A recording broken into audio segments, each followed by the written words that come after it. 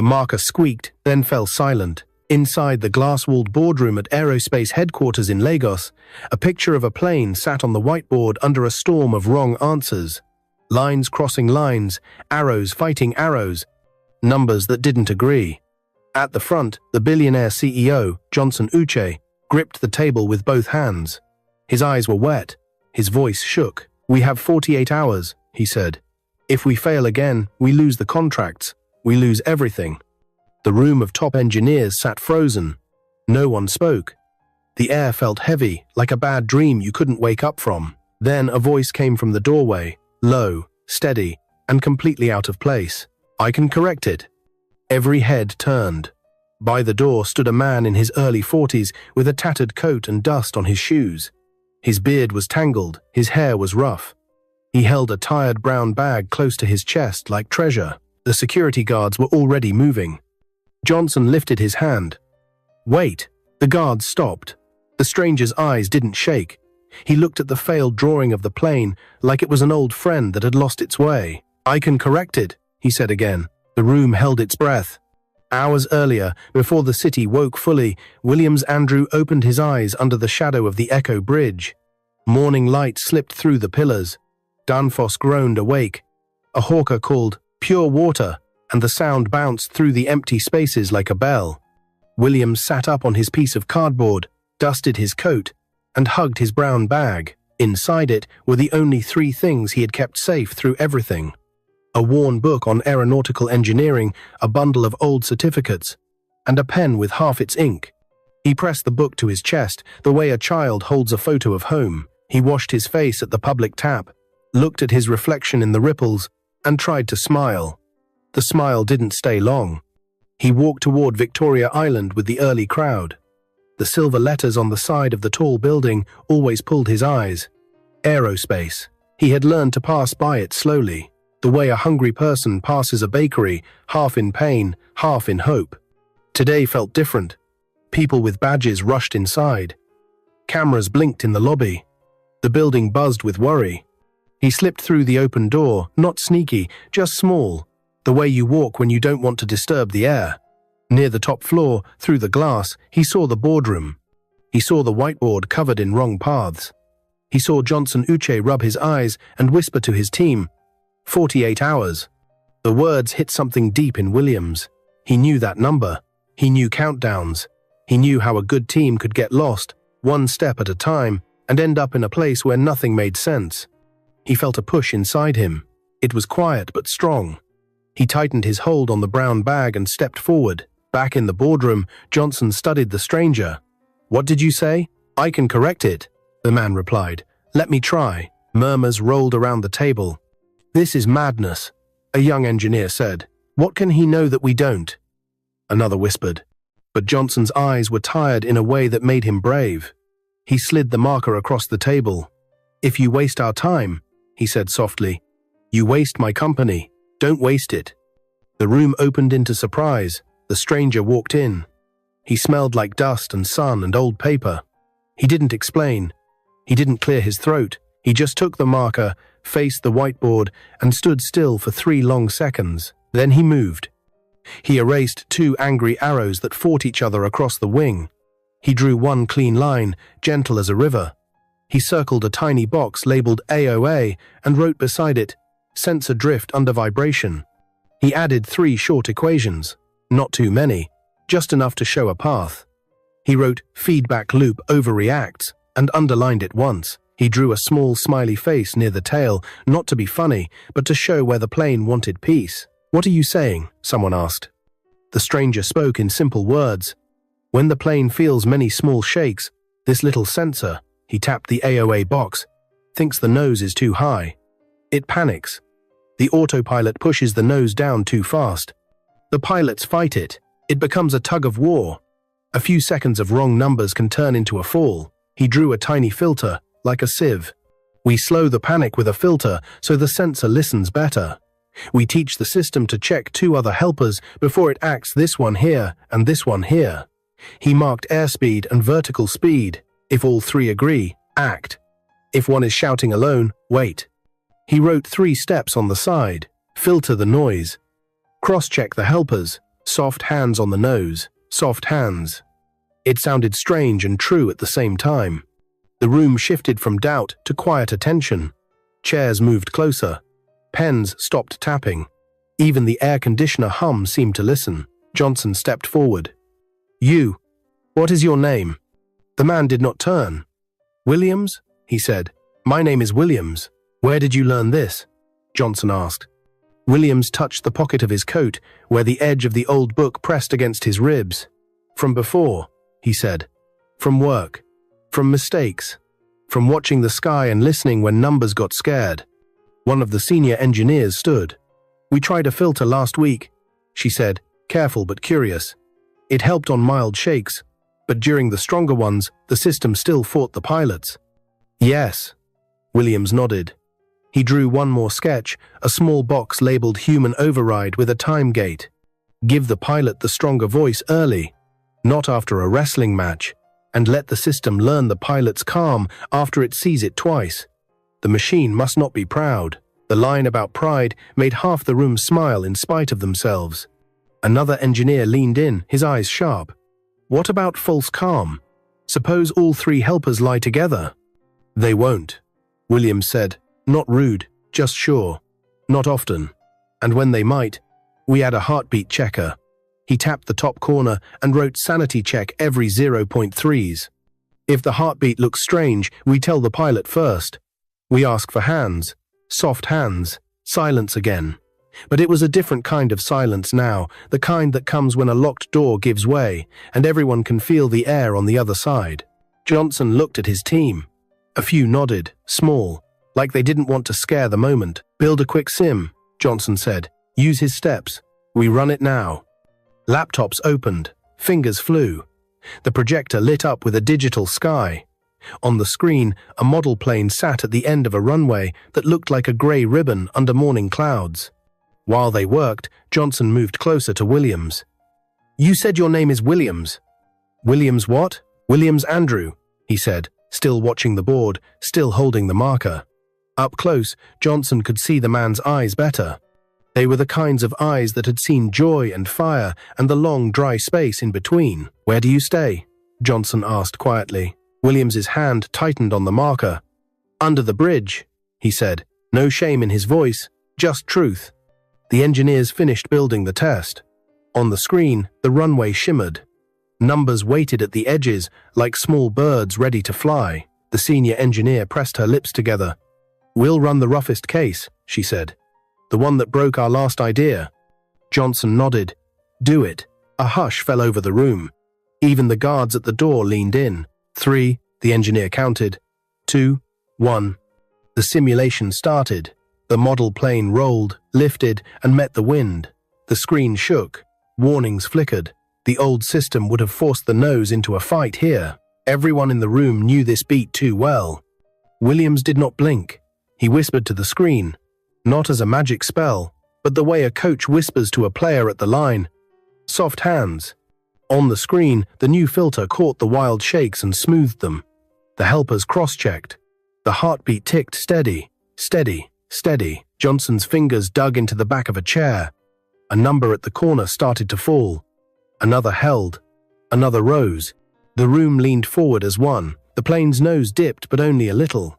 The pilot's override flashed. The system yielded early, like a proud person learning to listen. The graph that used to spike like a scream began to curve like a calm wave. "Come on," someone breathed. The final line at the bottom, the one that had spelled disaster all week, began to move toward green. It crawled. It paused. It twitched. The final result box on the right blinked from pending to, and the power in the building flickered. The projector cut to black. A chorus of gasps filled the room. Laptops beeped. Someone swore under their breath. For 2 long heartbeats, nothing existed. No sky, no numbers, no hope, just the thin whine of the UPS fighting to stay alive. The lights blinked back. The projector woke up with a grey sigh. The result box was still there, frozen in the instant before truth. Johnson turned to Williams, eyes wide, voice barely a whisper. "Did we fix it?" Williams looked at the screen, then at the whiteboard with its soft lines and simple rules. He did not smile. He did not speak. The result box flickered.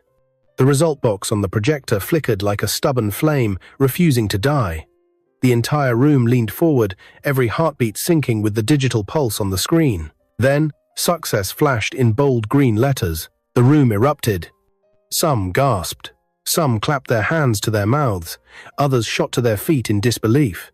The numbers that had dragged them into despair for weeks had finally turned in their favor. The red spikes that once screamed of chaos now curved smoothly, flowing like a calm river. Johnson froze. For a moment, he simply stared, unable to believe what he was seeing. Then, slowly, his lips parted, and a breath he didn't realize he'd been holding spilled out. "It worked," whispered one of the engineers. "It actually worked." Williams let the marker slip gently onto the whiteboard tray. His hands trembled, not with fear, but with the rush of memories. It had been years since anyone had listened to him. Years since he had felt the weight of his ideas matter. A standing ovation followed. One by one, the highly paid engineers of aerospace rose from their seats, clapping hard. The sound filled the boardroom, echoing off the glass walls. It was not for their billionaire CEO. It was not for the company. It was for the ragged man who had walked in from the street and corrected what they had failed to solve. Johnson turned sharply, his eyes wide with tears. He didn't care that the man standing before him smelled of dust and hardship. He didn't care about the tattered coat or the unkempt beard. He rushed forward, grabbed Williams by the shoulders, and pulled him into a tight embrace. "Thank you," Johnson whispered, voice cracking. "You just saved my company, and maybe more lives than we can count." The guards by the door stood frozen, unsure if they should still remove the stranger. But they knew it now. He wasn't a trespasser. He was the key. Minutes later, Williams sat in a plush leather chair in Johnson's office. It felt strange under him, soft, warm, like a bed after years of sleeping on cold concrete. His brown bag sat by his side, untouched. He held it close like a lifeline. Johnson paced in front of him, still trying to process what had just happened.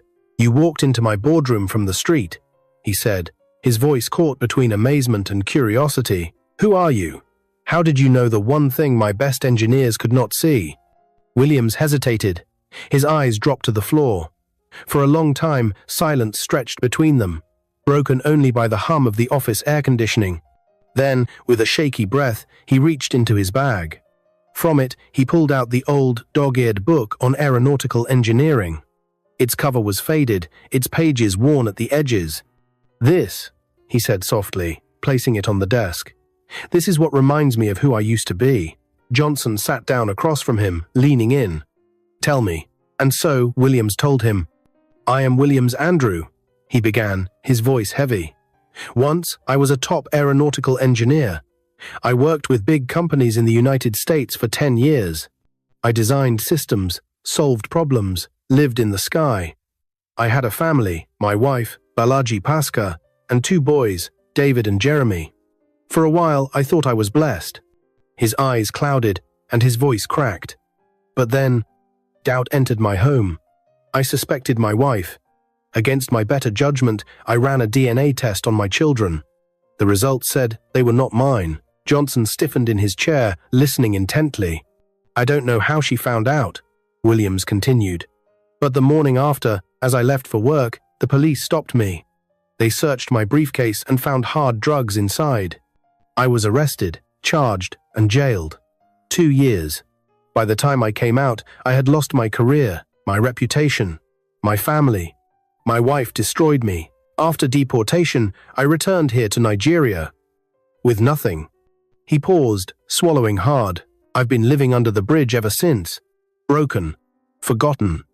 But this bag," he patted it gently, "with my book and my certificates, it has been my only reminder of who I once was."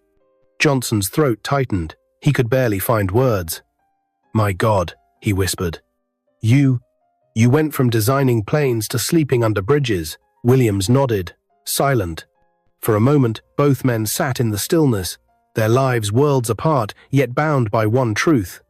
Genius can be buried, but it never dies. Finally, Johnson stood. His decision was instant, unshaken. "We're not leaving you like this," he said firmly. He picked up his phone and called his driver. Take him to the best barbershop. Clean him up. Then to the finest boutique, get him everything he needs. He doesn't step into this office again, looking like he's been forgotten by the world. Williams tried to protest, but Johnson silenced him with a look. No, you've given me back my company. Now I give you back your life. That night, when Williams looked at his reflection in the mirror of the barbershop, he barely recognized the man staring back. His beard was trimmed, his hair neat. At the boutique, he slipped into a crisp suit. For the first time in years, he felt like himself again. By morning, he walked back into aerospace, not as the ragged beggar from under the bridge, but as lead engineer Williams Andrew. Johnson introduced him to the team, declaring, "This man saved us all. He is now your leader. Learn from him." The engineers clapped again, some with genuine admiration, some with hidden envy. Among them stood one man whose eyes burned with quiet hatred, Obinna Okoye, the former lead engineer whose throne Williams had just taken. Obinna forced a smile, but deep down, he was already planning what no one expected. The applause in the boardroom echoed long after the meeting ended. Williams stood tall in his new suit, his shoulders squared, his head high. For the first time in years, he wasn't invisible. People looked at him with respect, even admiration. Some reached out to shake his hand. Others smiled warmly, as though to welcome him back into the world he had lost, but not everyone shared the joy. At the back of the room, Obinna Okoye stood with his arms folded tightly across his chest, his jaw clenched, his eyes narrow. Every clap of appreciation for Williams was like a hammer pounding into his pride. He had once been the company's star, the man Johnson trusted most, the man who commanded the engineers with confidence. Now, in a matter of hours, a homeless beggar had swept in and taken his place. "This man doesn't belong here," Obinna thought bitterly. "He doesn't deserve what I built." He forced himself to clap with the rest, but inside, his heart burned with rage. In the weeks that followed, Williams proved himself again and again. He brought fresh ideas to the table, simplifying complex systems with solutions that felt obvious once he explained them. Under his guidance, aerospace solved not only the immediate crisis, but also uncovered flaws in other flight systems that had gone unnoticed for years. Aviation companies that once threatened to pull away now rushed to renew contracts, praising Johnson for his brilliant new team. But everyone in the company knew who the real genius was, the man who had come in from the street, carrying nothing but a dusty bag and a mind sharper than steel. Williams quickly earned the respect of most of the engineers. They admired his humility. He never spoke down to them, never carried himself with arrogance. Instead, he listened, guided, and taught with patience. Many younger engineers began to call him mentor. But Obinna? His hatred only deepened. He watched as Williams stood beside Johnson at press conferences, as newspapers carried headlines about the mysterious engineer who saved Nigeria's skies. He listened to colleagues whisper with excitement about Williams's brilliance, and every word was a dagger to his pride. "Everything he's doing," Obinna muttered one night in his office, "should have been me." While Williams was building success at work, something else was quietly blooming in his life love. He had met Juliana, a soft-spoken but intelligent accountant at the company. Their first conversation had been brief, nothing more than a polite, "good morning" in the hallway. But Juliana had seen something in him that others overlooked: the vulnerability in his eyes, the way he smiled as though he didn't believe he deserved happiness. It began with small gestures. She brought him a cup of tea during late nights at the office. He helped her carry heavy files. They shared quiet dinners at a small restaurant by the marina, away from the curious eyes of their colleagues. For Williams, Juliana was light after years of darkness. Her laughter pulled him out of the shadow of his past. Her faith in him reminded him that he was not just a man who had been broken, he was a man who could rebuild. 5 months later, beneath the glow of Lagos streetlights, Williams knelt down with a ring in his hand and whispered, "Juliana, will you marry me?" Tears glistened in her eyes as she nodded. Yes, the wedding was set, and Williams moved into a new mansion on Banana Island, a gift from Johnson, who insisted that a man of his brilliance deserved nothing less. For Williams, it was more than a house. It was proof that life could begin again. But while Williams dreamed of a new future, Obinna plotted in the shadows. One evening, in a dimly lit bar tucked away on the mainland, he met with a group of rough men. Their leader, a scar-faced thug called Django, leaned across the table. "So you're saying you want him gone?" Django asked, his voice low. Obinna's eyes gleamed with cold fury. "Not just gone. I want him broken. He humiliated me, stole my position, and now he lives like a king while I sit in his shadow. I want him to feel what it's like to lose everything." Django smirked. "For the right price, we can make that happen." Obinna slid a thick envelope across the table. Django peeked inside, bundles of naira stacked neatly. He whistled softly. "It will be done."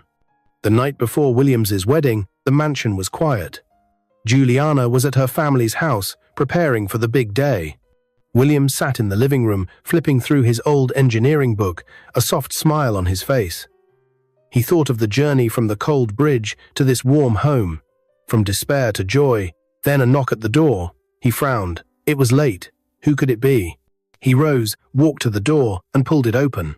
3 men in dark jackets stood there. Before he could ask a question, one of them raised a gun. The shot rang out, tearing through the night. Williams gasped as fire exploded in his upper arm. He stumbled back, clutching the wound, blood soaking his sleeve. The men didn't wait. They turned and ran before the guards outside could react.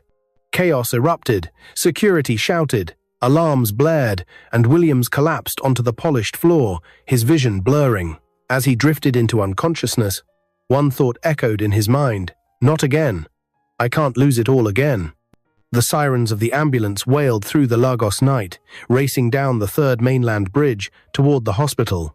Inside, Williams lay on a stretcher, his face pale, his arm wrapped in blood-soaked bandages. His eyelids fluttered as he fought to stay awake, the pain pulling him down into darkness. Beside him, Juliana held his uninjured hand tightly, her eyes red from tears. She whispered prayers through trembling lips. "God, please don't take him from me. Not now. Not when we've just begun." Johnson Uche followed closely behind in a black SUV, his mind racing. He replayed the scene over and over, the mansion gates open, guards shouting, Williams's blood staining the tiles. His chest ached with guilt. "I should have seen this coming," he muttered to himself. "I should have protected him better." At Lagos University Teaching Hospital, doctors rushed Williams into emergency surgery. For 3 days, he lay unconscious in a hospital bed, his body fighting for life. The once vibrant man who had saved aerospace and won hearts was now silent, his breathing supported by tubes. Juliana never left his side. She refused to eat, refused to rest. Her head often rested on his chest, listening to the weak rhythm of his heart, as though her presence alone could call him back. On the 3rd night, when hope was beginning to slip away, Williams stirred. His chest rose with a shaky cough, and his eyes slowly opened. Juliana gasped and clutched his hand. "Williams, oh thank God."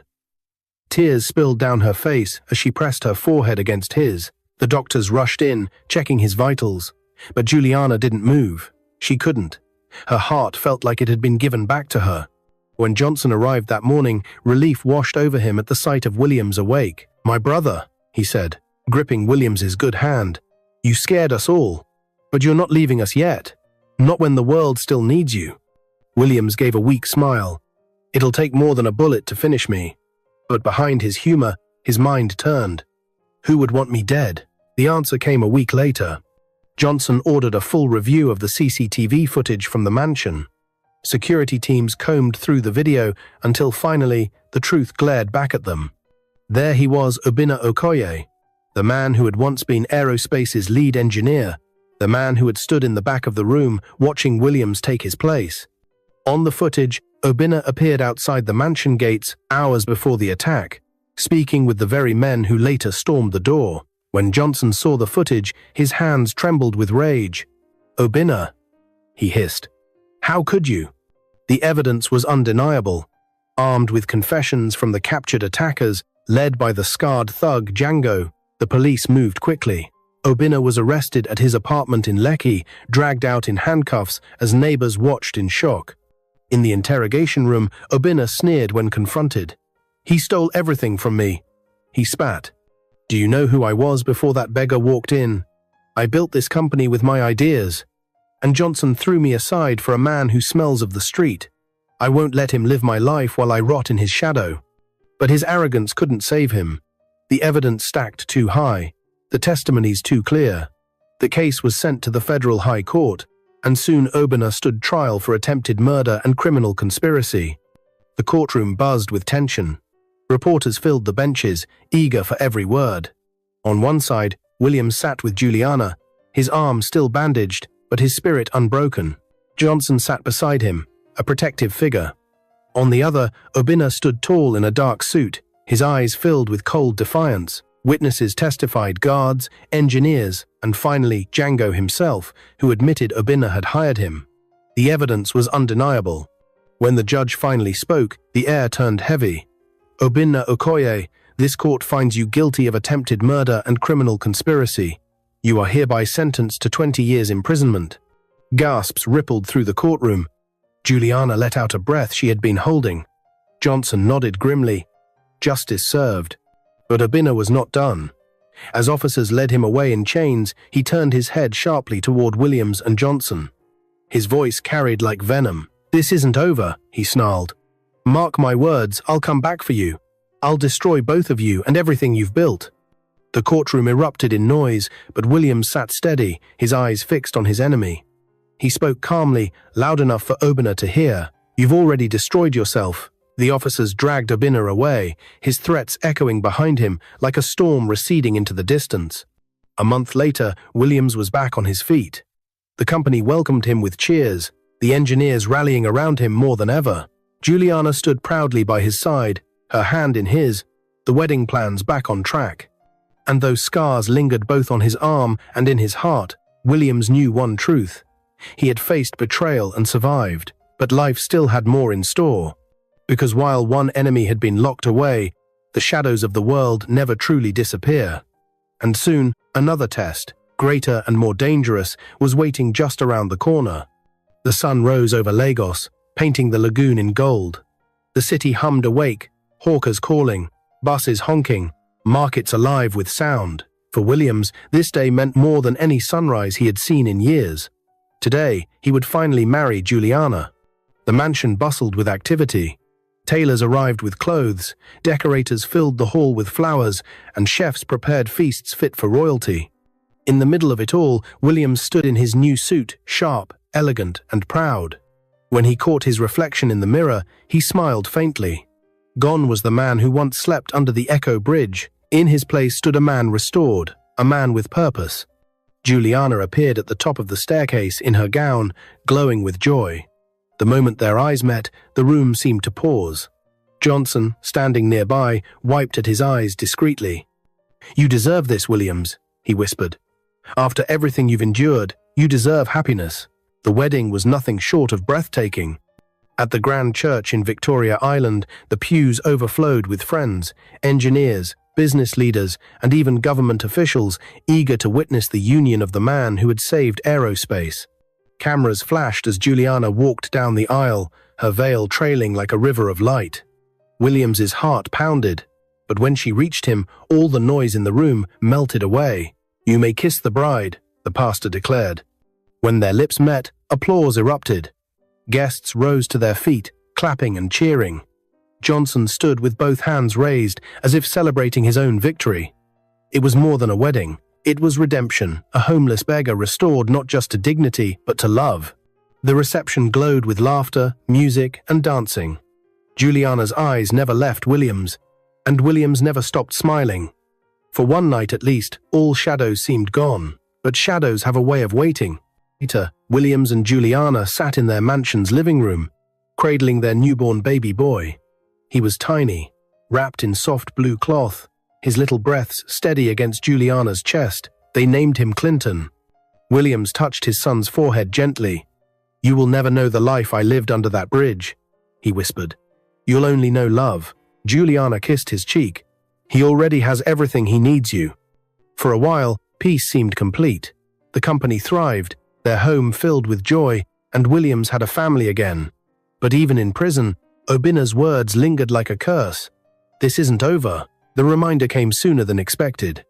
One evening, Johnson arrived at the mansion with troubling news. He sat with Williams in the study, his expression grim. "We received word from inside the prison," Johnson said slowly. "Obinna has been talking. He claims he has connections outside people who owe him favors. He says even behind bars, he can still reach you." Williams frowned, his hand tightening on the armrest. "He's locked away. What more can he do?" Johnson leaned forward. "He's dangerous, Williams, and desperate men find desperate ways. I don't want you taking this lightly." Williams sighed, his mind flashing back to the gunshot, the pain, Juliana's tears. He looked at Johnson with calm resolve. "Let him threaten. I've lived through worse. What he doesn't understand is that fear no longer rules me." Still, when he walked into Clinton's room that night and watched his son sleeping peacefully, Williams silently vowed, "If Obinna comes for us again, he will fail." Weeks passed. Williams settled into his role at Aerospace, guiding the team with unmatched skill. Johnson often introduced him at meetings as the man who saved the skies, a title that humbled him but also carried weight. Juliana adjusted to motherhood with grace, though she often worried about the threats hanging over them. "Promise me," she whispered one night, "that no matter what happens, we'll face it together." Williams kissed her hand. "Always." But far away, in the shadows of the prison yard, Obinna stood by the fence, his eyes burning with hatred. Whispers circled among the inmates, rumors of plans, of men on the outside willing to carry out his bidding. One afternoon, as guards escorted him back to his cell, he leaned close to a fellow inmate and murmured, "Tell them I'm not finished. Johnson and Williams think they've won, but they haven't. I will come back for them." The inmate nodded slowly, and Obinna's lips curled into a thin, dangerous smile. Back at the mansion, Williams sat on the balcony with Juliana and little Clinton in his arms. The sky above Lagos was painted with stars, the night calm and beautiful. He held his son close, his heart full. But deep inside, he knew peace was never permanent. Life had taught him that shadows always returned, even in the brightest light. Juliana leaned her head on his shoulder. "What are you thinking about?" He looked down at her, then at Clinton, and finally at the stars. "I'm thinking about the future," he said softly, "and how sometimes the fight isn't really against enemies outside, but the ones within. Fear, doubt, pain. Those are the enemies I must conquer for him, for us." Juliana squeezed his hand. "And you will, because you're Williams Andrew. You always rise." The night air grew still, almost too still, as if the world itself was holding its breath. And though Williams didn't say it out loud, one truth echoed in his heart. Obinna's war was not over. The shadows had only retreated, waiting. What is your view about this story? Where are you watching from? If you enjoyed this story, comment, share, and subscribe to our channel for more interesting stories.